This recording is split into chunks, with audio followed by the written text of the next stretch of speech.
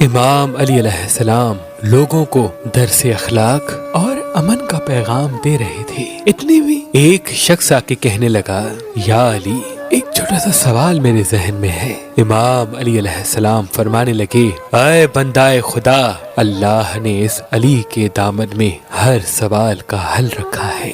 وہ کہنے لگا، یا علی، اللہ کا شکر گزار ہوں، لیکن پھر بھی ایک سوال میرے ذہن میں رہتا ہے کہ میرا چہرہ بے رونق ہے، میں چاہتا ہوں میرا چہرہ نورانی ہو جائے۔ بس یہ کہنا تھا تو امام علی علیہ السلام نے فرمایا، اے بندہ خدا، اگر تم اپنے چہرے کو اور بھی نورانی اور پر رونق بنانا چاہتے ہو تو رات کو سوتے وقت ہر اس انسان کو معاف کر کے سویا کرو جس نے زندگی میں تمہیں تکلیف دی ہے۔